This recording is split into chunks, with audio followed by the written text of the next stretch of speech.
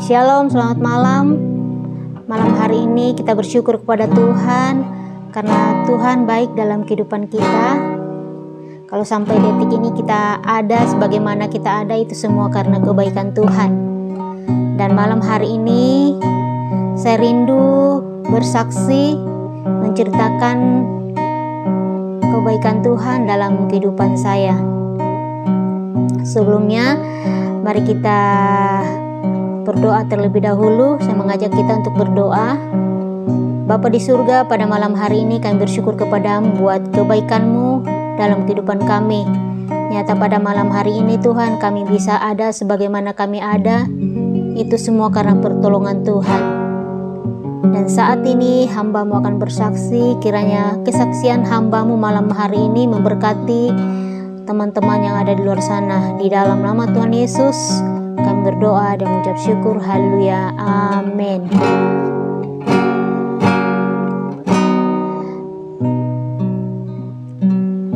Sebelum saya bersaksi, teman-teman, saya mau menyanyikan sebuah lagu. Segala perkara dapat ku tanggung di dalam Dia yang memberi kekuatan. Tuhan Yesus penolong dan sahabat, tetap percaya Tuhan setia. Segala perkara dapat ku tanggung di dalam Dia yang memberi kekuatan. Tuhan Yesus penolong dan sahabat, tetap percaya Tuhan setia. Tetap percaya Tuhan setia. Amin, amin, amin. Malam hari ini saya akan ditemani dengan gitar ini sambil saya mainkan sedikit untuk menemani kesaksian saya malam hari ini. Saya akan bercerita bagaimana Tuhan melakukan kebaikannya dalam hidup saya. Saya percaya bahwa setiap kita pernah mengalami namanya kehilangan. Pasti kita merasa sedih, pasti kita merasa tidak bersemangat. Entah itu kita kehilangan orang tua kita, saudara kita, atau keluarga kita yang terdekat, pasti kita merasa sedih. Dan itulah yang saya akan saksikan malam hari ini. Baru-baru ini saya mengalami namanya kehilangan. Saya 12 bersaudara, teman-teman, dan saya adalah anak yang ke-6. Dan saya bersyukur kepada Tuhan kalau saya boleh mengenal Tuhan, saya boleh melayani Tuhan. Dan malam hari ini saya mau bercerita akan kebaikan Tuhan dalam kehidupan saya. Seperti yang saya katakan tadi bahwa baru-baru ini saya mengalami namanya kehilangan. Saya pasti merasa sedih, dimana kakak saya yang ketiga mengalami sakit. Awalnya dia jatuh di kamar mandi, kemudian dia stroke, dan kakak saya mengalami kelumpuhan sehingga dia tidak bisa menggerakkan tangan kanan dan kaki kanannya. Sehingga saya sebagai adik dan ibu saya merawat kakak saya selama dia sakit. Waktu awal dia sakit, dia jatuh di kamar mandi, saudara. Dia jatuh di kamar mandi, kemudian dia dibawa ke rumah sakit dan dia mengalami dia tidak sadar dan akhirnya dimasukkan di ruang ICU selama 3 hari 3 malam. Kemudian dia sadar dan setelah itu dibawa ke kamar dan dirawat di sana di Toraja. Tetapi selama di Toraja perawatannya tidak kurang pelayanan di rumah sakit di sana kurang lengkap, pelayanannya kurang baik lah. Akhirnya dibawalah ke Makassar dan kakak saya di sana dirawat di rumah sakit. Tetapi waktu itu kakak saya diterapi dulu. Kakak saya diterapi untuk kaki dan tangannya itu selama mungkin 2 bulan lebih. Dan setelah dia diterapi selama 2 bulan lebih, dia mengalami banyak perubahan. Tangan kanan dan kaki kanannya sudah mulai bisa digerakkan. Tetapi suatu ketika kakak saya mengalami batuk, tidak henti-hentinya dia mengeluarkan lendir yang begitu banyak. Dan selama mungkin 2 minggu akhirnya kakak saya lagi dibawa ke rumah sakit dan di sana dirawat. Ibu saya menemani kakak saya dan ada adik saya satu menemani dia.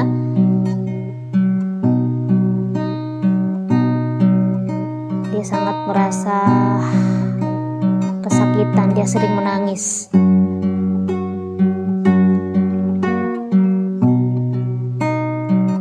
Setiap kali saudara-saudara saya menelpon dia selalu menangis.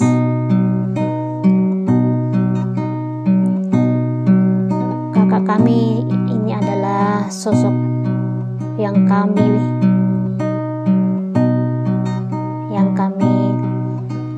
anggap yang kami tuakan di dalam keluarga. Dia adalah anak ketiga yang kami anggap sebagai orang yang bisa memimpin kami dalam keluarga.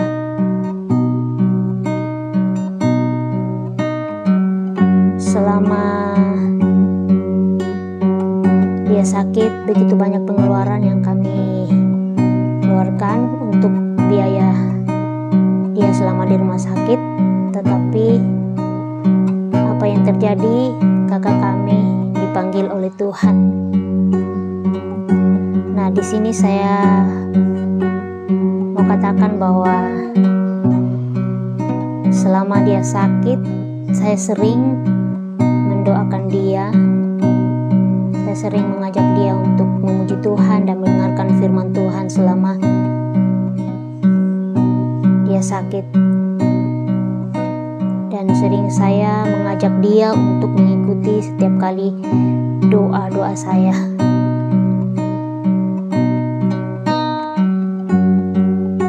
Nah, suatu ketika kakak saya semakin parah sakitnya. Ketika dia sudah dibawa ke rumah sakit, sakitnya semakin parah dan akhirnya dia mulai mencari semua saudara-saudaranya. Dia bertanya kepada mama saya di mana. Dia menyebut nama kami satu-satu. Kemudian waktu itu saya ke sana karena mama saya mengatakan bahwa keadaan kakak saya semakin parah. Saya ke sana, saya rencana ke sana untuk melihat karena waktu itu saya sempat pulang ke rumah selama mungkin 1 minggu. Kemudian ibu saya menelpon bahwa kamu kesini, dia sering mencari kamu. Akhirnya saya ke sana.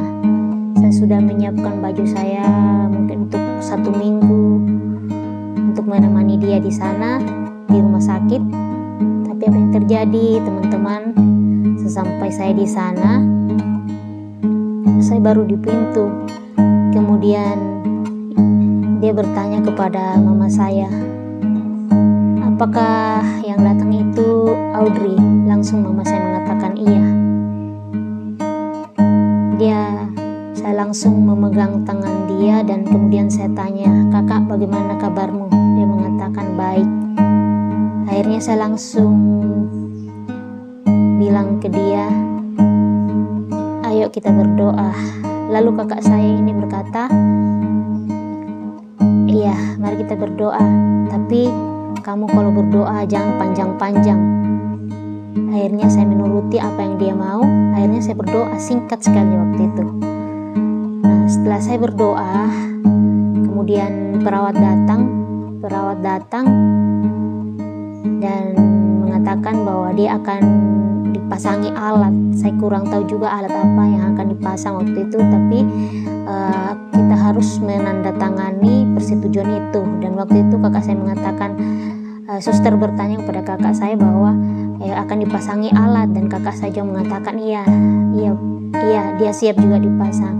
Akhirnya saya keluar, saya mau menandatangani surat itu dan ada teman saya datang berkata, kakak di dalam sudah lain. Akhirnya saya masuk dan kakak saya sudah mulai kelihatannya sudah meninggal karena matanya sudah tidak bisa dikedipkan lagi, matanya terpejam. Akhirnya saya datang memanggil-manggil namanya, saya tepuk-tepuk bahunya, kakak, tapi tidak ada respon. Dan saya mulai berkata dalam hati, kakak saya sudah tidak ada. Dan kemudian timbul dalam pikiran saya bahwa seandainya saya tidak berdoa, mungkin kakak saya belum dipanggil Tuhan. Itu pikiran saya. Waktu itu saya tidak merasa sedih, saya merasa sedih, tetapi saya merasa ada damai yang saya rasakan ketika kakak saya meninggal. Saya juga tidak tahu kenapa. Biasanya kan kalau kita ada di depan keluarga kita yang meninggal pasti kita menangis, tapi saya waktu itu rasa damai.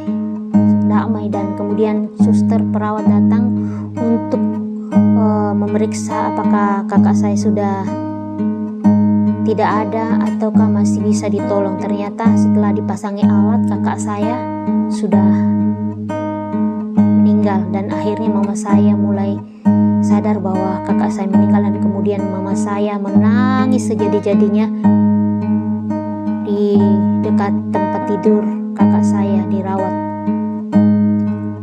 Kemudian apa yang saya lakukan, karena saya waktu itu merasa tidak sedih, saya rasa damai yang saya rasakan. Akhirnya saya mengingat kisah ada seorang yang mengalami dia sedang mengalami sakit juga, dan ada keluarganya yang datang dan dia sering menyanyikan lagu ini yang mengatakan segala perkara dapat kutanggung dalam dia. Itu yang saya lakukan. Saya menyanyi ketika kakak saya sudah meninggal. Sempat sebelum suster-suster datang memasangi alat untuk memeriksa apakah kakak saya masih ada atau tidak ada, saya sempat berdoa. Saya bilang, saya tolak roh maut dalam nama Yesus, saya tolak roh maut dalam nama Yesus. Ternyata Tuhan berkehendak lain.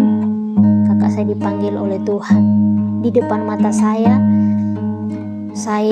Ini adalah pengalaman yang luar biasa yang saya alami, dimana seumur-umur selama saya mengenal Tuhan, baru kali ini adalah pengalaman yang luar biasa yang saya alami, dimana saya berdoa buat kakak saya yang sakit, dan bukan kesembuhan yang dialami oleh kakak saya, malah dipanggil oleh Tuhan. Dan saya mulai bertanya kepada Tuhan, kenapa Tuhan saya berdoa buat kesembuhan kakak saya dan malah kakak saya meninggal. Sempat sih kecewa sama Tuhan waktu beberapa hari kemudian, tapi Tandai dengan kejadian ini, saya bersyukur kepada Tuhan karena Tuhan memberikan kepada kami sekeluarga kekuatan, memberikan kami penghiburan. Meskipun kakak kami sudah dipanggil oleh Tuhan, kami mau tetap bersyukur kepada Tuhan. Kami mau tetap mempercayai bahwa Tuhan yang memberi, Tuhan yang mengambil. Terpujilah nama Tuhan. Hidup ini adalah anugerah, hidup ini adalah milik Tuhan. Kapanpun Tuhan mau ambil, karena setiap kita akan ke sana dengan cara dan waktu yang berbeda. Oleh sebab itu, saya mengajak teman-teman yang ada di luar sana, selagi Tuhan masih memberikan kesempatan kepada kita untuk hidup, mari kita gunakan hidup kita sebaik-baiknya untuk mempermuliakan nama Tuhan. Demikian kesaksian saya. Kiranya kesaksian ini memberkati kita semua. Tetap semangat di dalam Tuhan, tetap bersyukur apapun yang terjadi. Hidup ini adalah anugerah. Syukuri apapun yang terjadi dalam kehidupan kita, karena setiap kita pasti suatu saat akan dipanggil oleh Tuhan dengan cara yang berbeda dan waktu yang berbeda. Tetap semangat, tetap setia mengiring Tuhan, tetap percaya bahwa segala sesuatu yang Tuhan kerjakan dalam kehidupan kita, semuanya mendatangkan kebaikan. Dan saya rindu menyanyikan lagu yang tadi yang saya nyanyikan waktu kakak saya menghembuskan nafas yang terakhir. Saya menyanyikan lagu ini. Segala perkara dapat ku tangguh di dalam Dia yang memberi kekuatan. Tuhan Yesus penolong dan sahabat. Tetap percaya Tuhan setia. Segala perkara dapat ku tangguh di dalam Dia yang memberi kekuatan. Tuhan Yesus penolong dan sahabat. Tetap percaya Tuhan setia. Amin. Segala perkara dapat ku tangguh di dalam Dia yang memberi kekuatan. Tuhan Yesus penolong dan sahabat. Tetap percaya Tuhan setia. Tetap percaya Tuhan setia. Amin. Segala perkara dapat kita tanggung di dalam Tuhan yang memberikan kekuatan kepada kita. Mungkin teman-teman yang ada di luar sana mengalami banyak pergumulan, apapun masalah yang kita hadapi, mari kita katakan bahwa segala perkara dapat kita tanggung di dalam Tuhan yang memberikan kekuatan kepada kita. Tuhan memberikan jaminan bahwa Dia akan memberikan kekuatan dari setiap pergumulan yang kita hadapi. Tuhan adalah sumber pertolongan kita, Tuhan adalah perisai kita, dan Dia adalah satu-satunya yang mampu menolong setiap anak-anaknya. Kiranya kesaksian saya malam hari ini memberkati Bapak, Ibu, Saudara-saudari dimanapun berada. Tuhan Yesus memberkati. Shalom.